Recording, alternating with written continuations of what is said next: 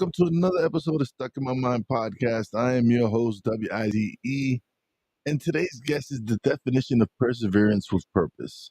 He came to this country not speaking English. He's battled trauma, addiction, ADHD, PTSD, discrimination, and even came close to losing everything financially. But instead of letting life break him, he chose to rise. Now he's the founder and CEO of the Flow Group, a company creating affordable, accessible hearing tech for seniors and people with disabilities, including those who can't afford traditional hearing aids. His work is changing lives. His story is pure resilience. Family, help me welcome Michael Leung to this Stuck in My Mind podcast. Hello, Hey, Michael. thanks for having me. Oh, pleasure's all mine, man. I'm excited to talk to you and hear your story and all the wonderful things you're doing out there, man. But Me too.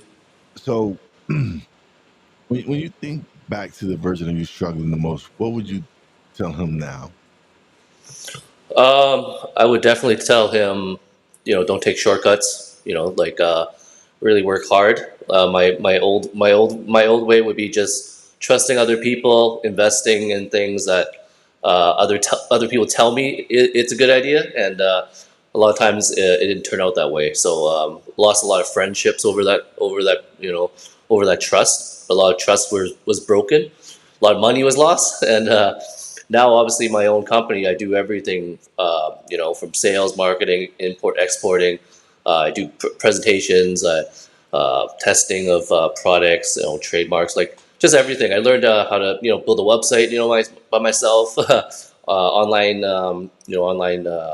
e-commerce and everything. So it's been great, just like a learning process, because I'm just absorbing it all in. Every day I'm learning something new.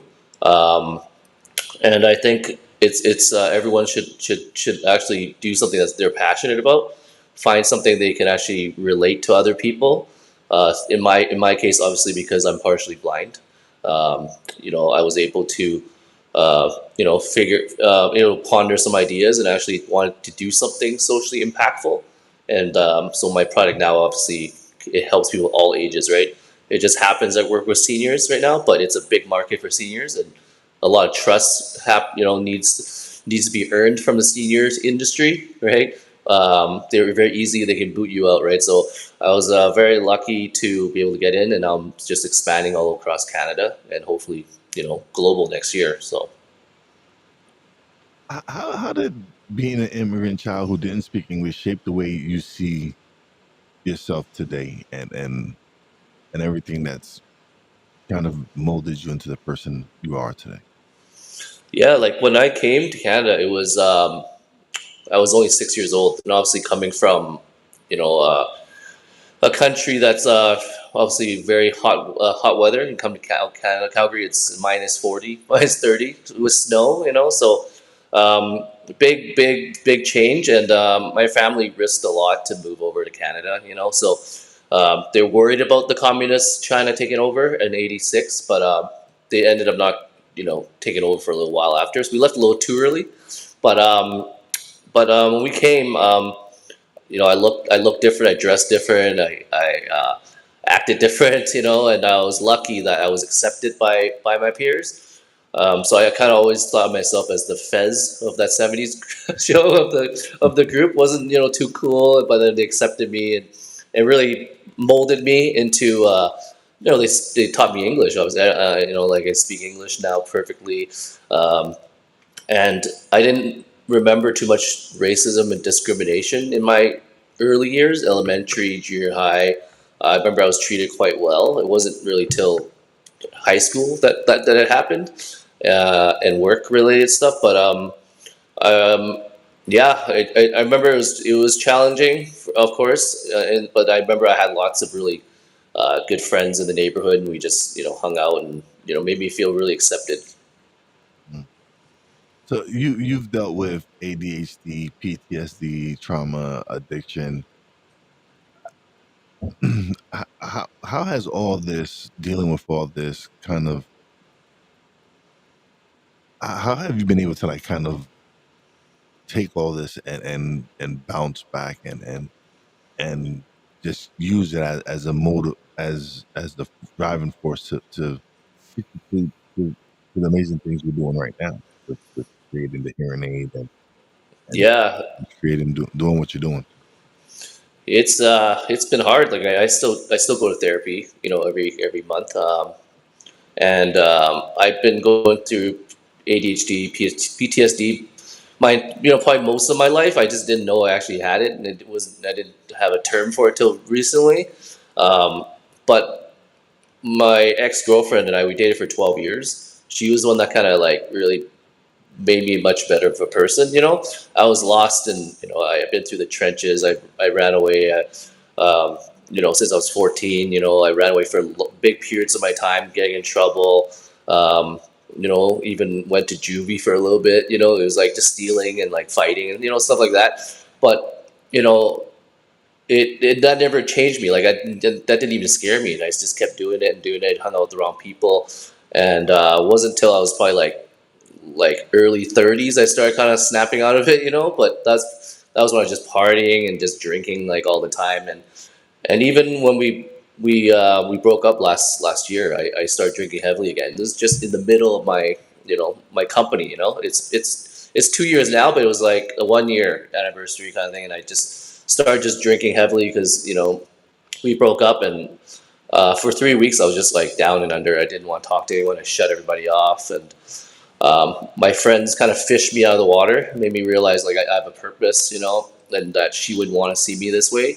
That I worked so hard to be, I've worked so hard to change my life around, So um, they're like, it's just a bump in the road, and I actually used that as fuel. So it's crazy that after we broke up, and we remained good friends, right? But she moved to Vancouver, and I stayed in Calgary.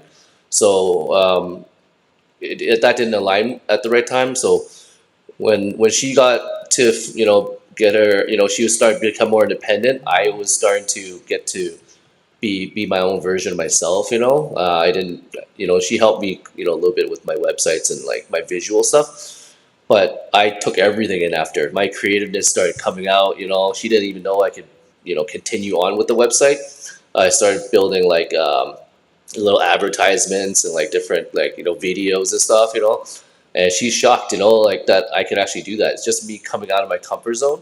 My ADHD is so severe, like I think my problem is texting. I text people essays, and it takes, and I've scared a lot of girls. It's scared like a lot, friends, but like that's just the way I am. So it's actually worked to my advantage for public speaking and podcasting because I could just go on and on, right? But like um, yeah, my I just had to start taking some medication just to kind of hone the special powers and try to like focus it on certain directions. Like instead of negative things, I try to think positive. That I'm actually doing something socially impactful and that I can help a lot of people globally. So all those things came into fact, and I became sober for 1 year too. Now I just cut drinking completely after I had my that talk with my friends. Right, I didn't even want to touch alcohol anymore. Not because I just had a problem. I never had a problem until like that time. It was just socially, but then I just thought I didn't want to like be hungover and just be like going to work and just showing up at presentations, doing presentations in front of seniors, looking tired and just being not myself. So it's been the best decision I ever made. So I don't smoke either. So now I'm just focused on health, mental health, physical health, and everything just kind of just aligned properly with work now. Yeah. So you mentioned like turning your life around, and we sort of have a similar um, background as far as that goes, where we've come from some we've overcome some real hard times in our lives to get to where we're at, and like you, I'm self-taught in a lot of the things that I've done with my podcast.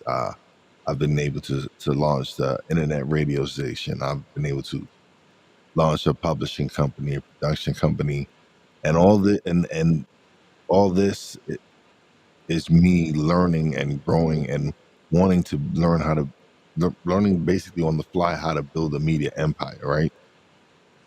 But it's been me working hard and learning certain things I want to know the information too. Like if there was something like with as far as podcasting go, when I started my podcast, I didn't know what a RSS feed was. I didn't know what a thumbnail was. I didn't have a clue. All I did was record a 7-minute audio, uploaded it because I wanted to challenge myself. I wanted to step out of my comfort zone like yourself and do something that I had never done before. Because I was questioning myself. I kept saying, "Oh, who's gonna want to listen to me? I sound horrible. This isn't my like lane. I've never been in media. This isn't what I do." But I was like, you know what? How am I gonna know if I'm gonna succeed if I don't press record and release these episodes and finally step out of my zone, my comfort zone, and make myself uncomfortable and do something that I've never done before in my life. And so Right. I've been able to build this, and I didn't think of myself as a creative prior to podcasting. Like I played sports growing up, and I did some stuff, but I didn't think of myself as being a very creative person. And so when I started doing the podcast, it's like all these creative juices started flowing. Yeah, Like it's I said, crazy. it It's was like, crazy like that. yeah, Yeah. I was like, I was gonna let me do that. Everything I said I wanted to go do, I was like, yeah, I want to launch an internet radio station. I went Oh and yeah. did it. Said I want Yeah. to do this, and I It's went, so much more fulfilling, right? yeah, After learning, you have so much stuff hidden, under a rock, and it just kind of comes out, and it's just way more fulfilling. And like I just didn't have to depend on people anymore. But because I've built this, it's like my baby now, right? Like I have a hard time letting it go to other people to try to handle certain things. So because I handle so much, I lack in my sleep, So that's what I'm trying to work on.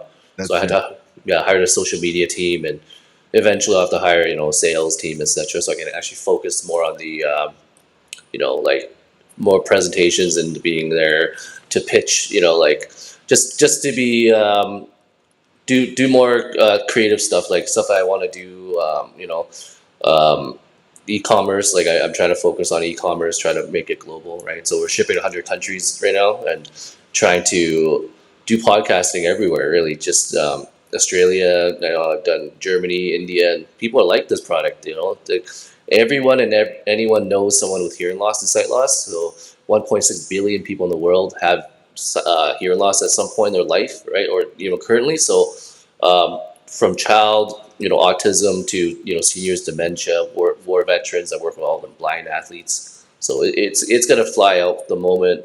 Um, the more podcasting I do, the more exposure. I got Legacy Makers coming out in January. That's a big global, um, TV show that's produced by some of the Shark Tank hosts, right? So, or producers, sorry, and Dragon's Den next year too. So I'm auditioning for that. So all these things, plus all these podcasting and all my physical appearances, have worked out pretty well. Yeah, it's been great.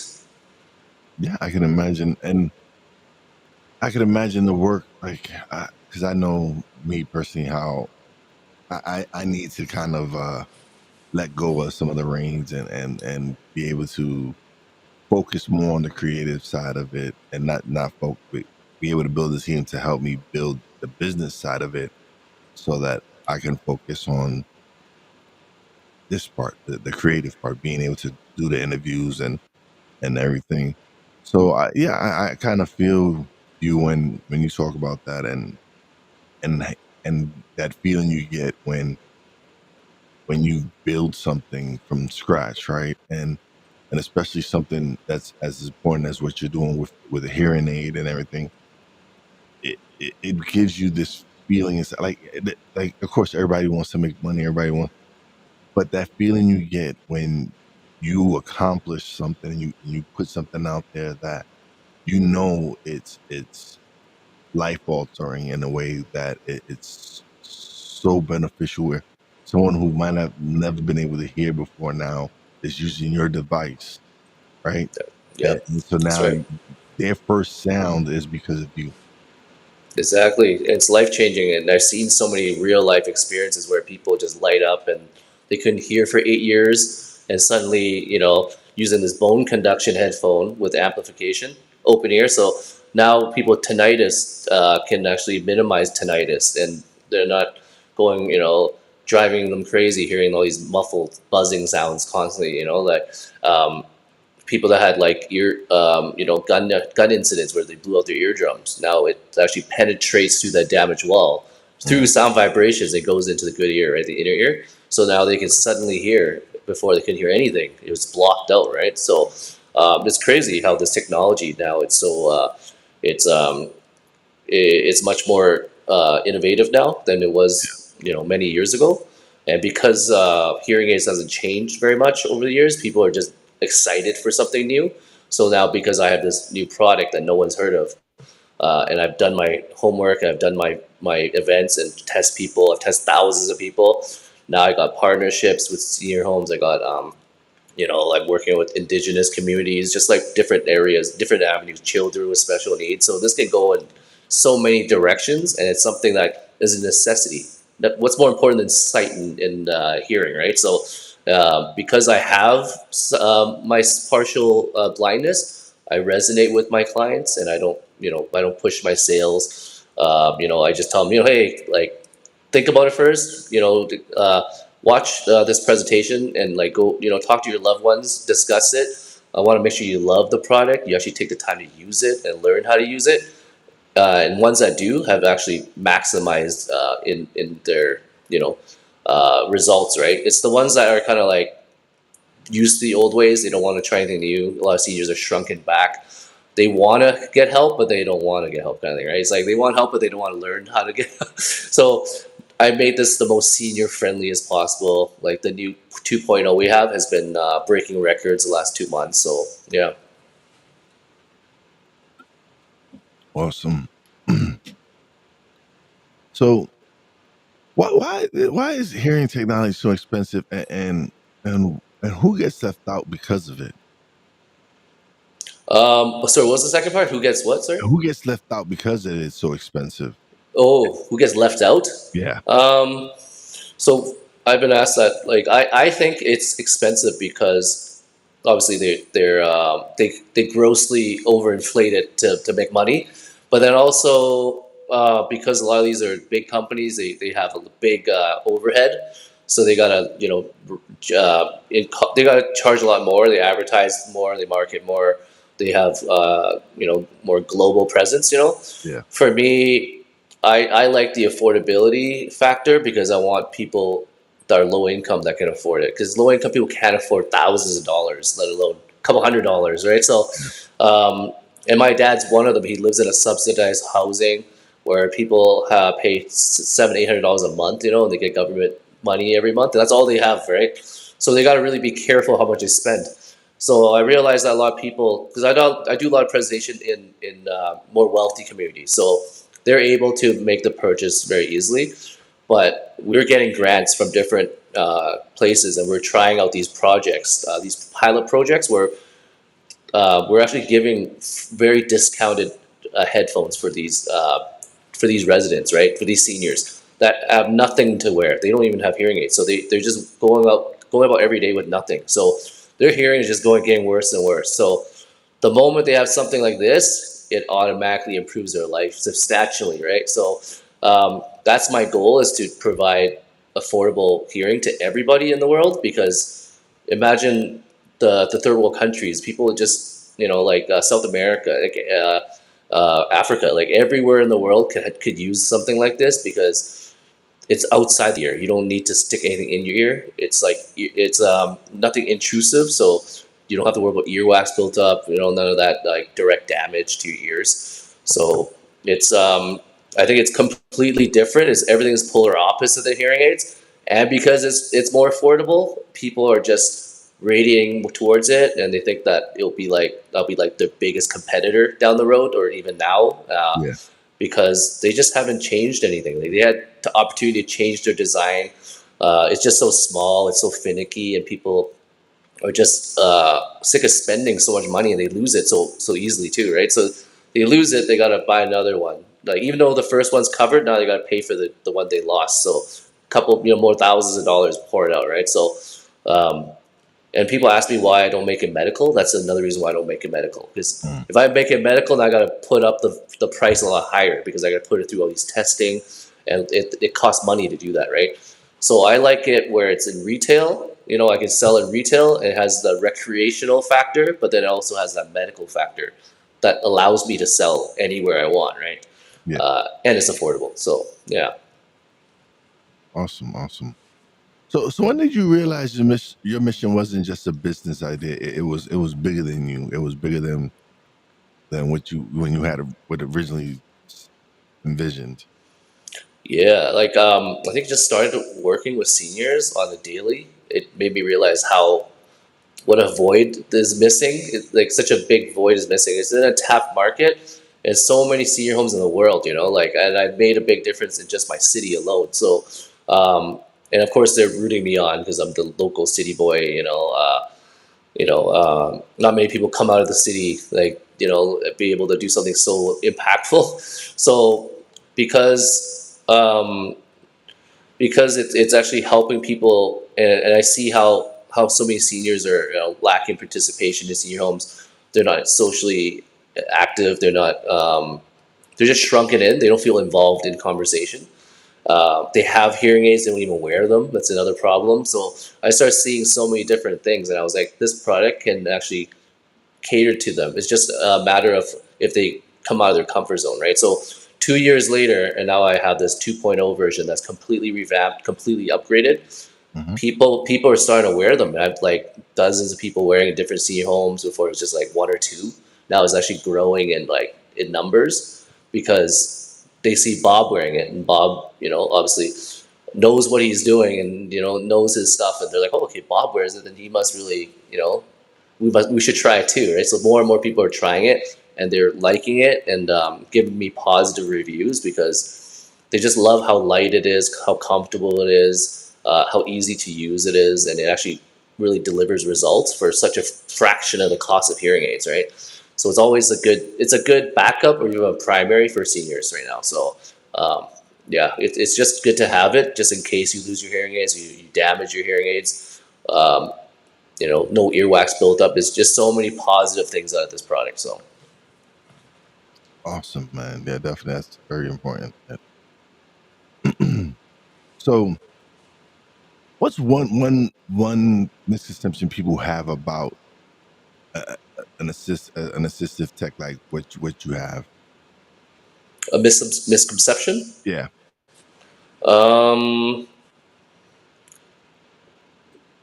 because like the difference between the two, like the hearing aids and yeah, mine, or yeah, yeah, yeah. Like why like, they should try mine, or yeah, like like what do they think? Like, if just even with the fact that using an assistive device to help them yeah. hear, what misconception are there out there that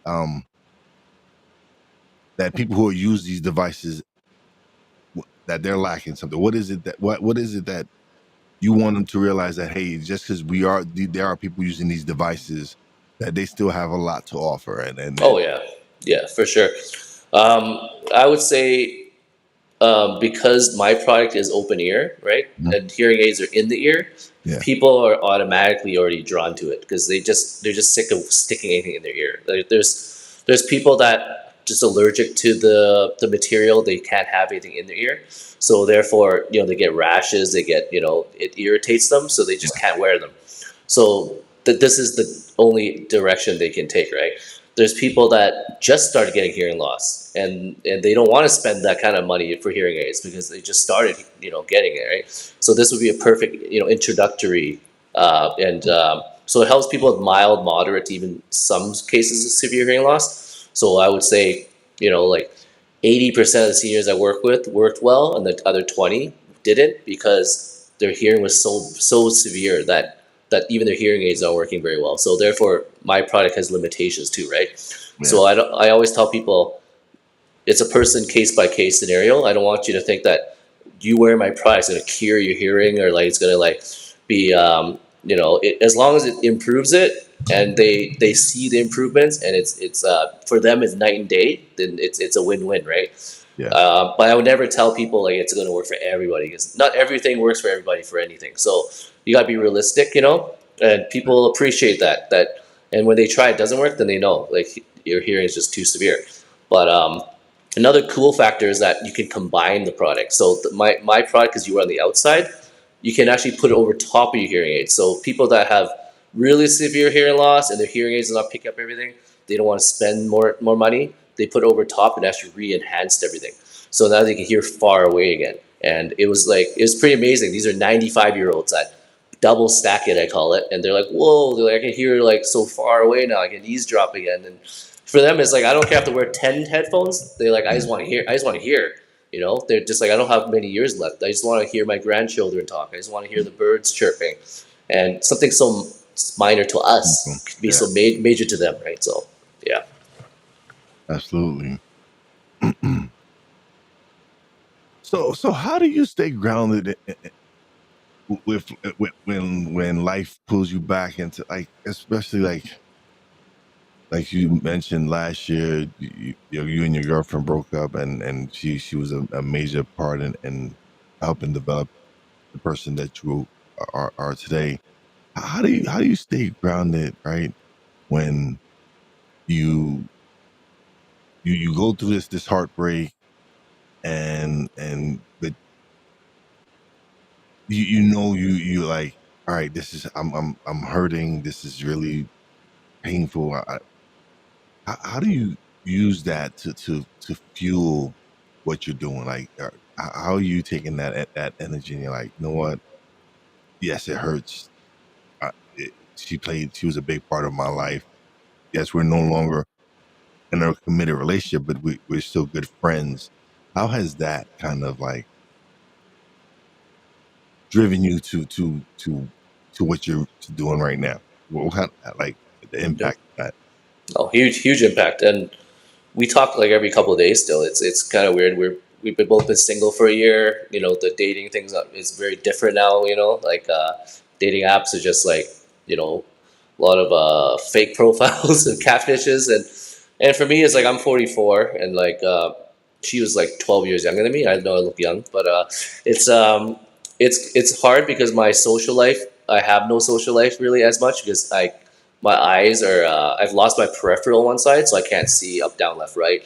She used to be the one that has to hold my hand and guide me everywhere, so I would without her I'd trip and fall. I'm a danger to my I'm a hazard to myself. So I actually don't go out that much anymore, and I removed a lot of my toxic friends, circle of my friends, and that's 95% of my friends. I had like a lot of friends, and now I only have like 5 or 6 close friends, which is fine. Quality over quantity, right? Like, and it wasn't until our breakup that's when I found success in my business, which is kind of weird. Like, I think I was too laid back when we're dating, because maybe I depended on her for a lot of things. And the moment I start seeing that I actually was making a difference and all this creative juice is coming out, and I actually uh, could actually like build partnerships and actually do presentations and convince CEOs, like to do Zoom calls, and that made me realize that I have some skills and I have something that I can offer to the world, and I didn't want to just hold back. That's why I go like 1,000 miles per hour. People like they're like, slow down, you talk too fast. It's like I'm like, I don't, and I sleep very little or here, because I have so many ideas, and these ideas I would never push through if we're dating. Like I was just way too comfortable. Now, when you have ADHD, when you actually really like something, you put it all into it. That's why ADHD people are different. Like I never read a book in my life. I can't concentrate reading a paragraph. But then memorization, I memorized 1,000 songs because I love singing. I memorized trivia for sports because I love sports. I can like, I know this player, that player, his stats, everything off my Yeah. head. And of course my business. Like I learned everything, about different hearing losses, and like just the whole, it just everything I believe in, I love, is just Yeah. I put it all into it now. So, and yeah, that's what I do. But my next question is about the device itself. Where did you where did you was it something that you created, or is it something that you use, a device you saw and you're like, man, I really want to take that and build it and promote it? And how did the whole idea of the the hearing device come about? Right. So my family owns factories in Asia, Yeah. right? So they own electronic factories, and we're just pondering ideas. And she just started giving me ideas. At first, I wanted to do like earbuds, but then I realized there's so many earbuds out there, and I was like, I don't think it's something I want to do. And then she's like, how about this open ear bone conduction headphones? And then there's so many of those out there too. So I was like, I don't want to do that either, but I like the technology. I like the fact you went over top. So then we start pondering more ideas. I realized there's no one out there that has the amplification added into it. So now bone conduction headphones like shocks, you can listen to music, talk on the phone, stream, and that's it. That's all you use it for. A lot of people use it for jogging and like meetings and stuff, right? You'll see a lot of people wearing them everywhere. Very comfortable, right? But ours is like the amplification is the key, because now people can use it to socially engage like a hearing aid, but I don't call it a hearing aid. It's an assistive hearing device, because now you can wear this like a headphone, but then you can use it to start talking to people and like, so have sound clarity, right? And now people can use this as a positive hearing aid. So now it becomes like hearing aid. So people have that choice now, right? If they want to use this as a product to socially engage with other people, um, and also have the other components. Now you can also use it to talk on the phone and watch TV and listen to music. Everything is like one giant, like multi-dimensional product in one, right? So we trademarked it all across North America. Took 2 years to register it. So my Flow True Balance, now it's trademarked. It's registered in China as well, right? And so my family, we start pondering ideas, and they're like, oh, that's a great idea. And then they start sourcing me out to bigger manufacturers, because I told them my dreams. Yeah. They said they probably couldn't handle that kind of like quantity. Mhm. So this is where right in the beginning I really felt that I believed in this product. So we met some suppliers, and they were also have the same kind of idea. So it was just us kind of putting our heads together. uh, I put in my own brand. They patented it, they trademarked it, but we always have idea. I always have ideas with them to what to change and what to, because they don't have the North American or global reach that I do. Because Yeah. The English factor, they're more in Asia, right? Mhm. So they're kind of just stuck there. So then now I'm like their voice, I'm their face. So together we're like working in perfect harmony, pretty much, right? So I have exclusive rights to it, obviously. So um, because you know yeah, I think it's just something, and no one else has even like bothered trying to even tweak it out or do something similar, because you can't just have a product you just throw it on Amazon and expect to sell it, right? For me, it's like I don't do Amazon. I would sell it outside, because I want to make it organic. I want to make it like a something authentic, a brand people can trust, right? That I'm actually there testing people. I'm actually there presenting to people, and people really are impressed, and like they're really like amazed at like how much I do and how much I connect with the community, and that's why they trust me to buy it, right?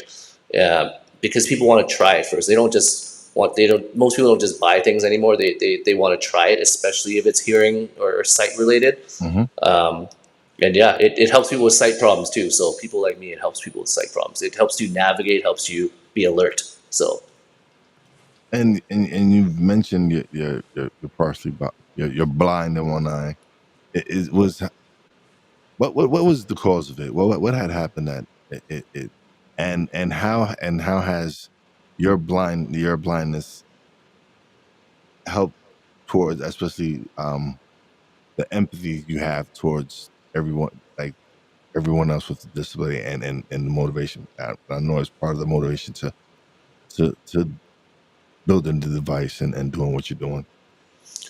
yeah, it's been like 11 years since I've had a retinal detachment, right? And I didn't know what it was back then, but I had the signs of it, but I didn't know what it was, like flashing blue lights. Like for me, I thought it was a helicopter flying, like flying around or something, right? When I was driving, but it was actually my retina detaching slowly. I didn't even know it was signs. But when I woke up one day, I had a black curtain on one side, and I was like, "What the hell?" And then I waited too long. I was like, oh, it'll come back, and then it's actually bad because it's getting worse, you know. So then I finally went to the hospital, and they're like, okay, you waited a long time, and you have 48 hours to get this surgery done. You can lose your vision completely. So Wow. then my family's crying. They're like, oh my god, you know. So then I got it fixed, and then I had so many complications with it after, and then I had two cataract surgeries done after too. So usually only people in their 70s and 80s and 90s get that. So that's where I met a lot of seniors. They're like, did you get in a boxing fight or someone knocked out your eye or something? I'm like, no, it happened spontaneously. No one knows why, but my vision's -9 and my astigmatism is -4. So they said that might be the reason. Oh man. But but the retinitis pigmentosa is something that's genetically it's a genetic mutation in my eye. So then I started noticing like tripping on stairs, walking to things. I'll shoulder check people on one side. Um, People would shake my hand on one side, I won't even see them, and so they just kind of stand there with their hands sticking out the whole time for like minutes. And my ex would be like, sorry, he's blind," and I was like, "Oh, hey, sorry, man," and they're like, "Holy, you're blind." I was like, and I just kind of joked around with it back then, but Yeah. it hurt my feelings for a bit because my friends would kind of make fun of me, and I always had to be guided by somebody, and I would be kind of like prideful. I'd be like, "I don't need your help. I don't need your help," and I go to the washroom and I don't come back because I'm feeling my way in the Back. walls. Yeah. It's so dark, right? They're like, "Where did he go? Is it half an hour?" And then, um, so yeah, went there and got tested. They're like, "You have retinitis pigmentosa. You lost your peripheral, so you only have tunnel vision on one side, right?" I'm like, "Oh, that's why I'm hitting people. I'm tripping because I can't even see my foot. I can't see the sky. Yeah. So I'm walking into trees and branches. You know, my ex, so she was a big helpful factor. Like I don't think I ever appreciate her so much till now that no one helps me anymore. So now I'm super careful around seniors, especially. They have breathing tubes and stuff. You don't want to step on that, right? So now it's yeah, I'm an advocate for it. Like I talk about it. I Yeah. want to be more known out there, and I'm on a waiting list actually for this new gene therapy that they call it, that's supposed to help improve it. Because right now there's no cure, so it's just gonna get worse and worse till it gets into my central where I become blind. So Oh, that's very scary. It can travel to my other side too, right? So that's why me and my ex we traveled to 36 countries like in the last 11 years. It's crazy. Like we just travel the world just to see as much as we can because I didn't know when my eyes was giving out. So that was a big factor, and I'm really glad we did because I've seen volcanoes, I've seen icebergs, I've seen like puffins, and I've been all over the world. It's just captivating. I love it. That's the thing I love to do. yeah. Absolutely. Man, this has been wonderful. I appreciate you coming, stopping by and sharing your story and sharing all the wonderful things that you're doing. But now we've come to the part of the show where you get the spotlight, you get the solo screen, and you get to plug away and let everybody know where they can find you, your website, everything. Awesome. Yeah, so I actually have two websites now. So I have www.theinnerflow. So THEINNERFLO.com. So no W. Some people get the W in it and they get lost. And also have .ca now. That's Canadian. So I have one that's for the Canadian base and one for US and international. And they're both amazing. They have technology. It talks about testimonies. It has information about myself and online shopping. I have blogs on there too that I do regularly. So and yeah, YouTube too. We have YouTube, the Flow Group. Instagram too is the Flow Group. So yeah, lots of stuff going on. Dragon's Den audition next March, and Legacy Makers, which is coming out in January. So yeah. Awesome, man. Thank you, Michael, for being such a wonderful guest. I appreciate the time. Thanks for Um, having me, man. Thanks for having me. It was great. Yeah, it's like talking to a buddy. the pleasure's all mine, man. This is good.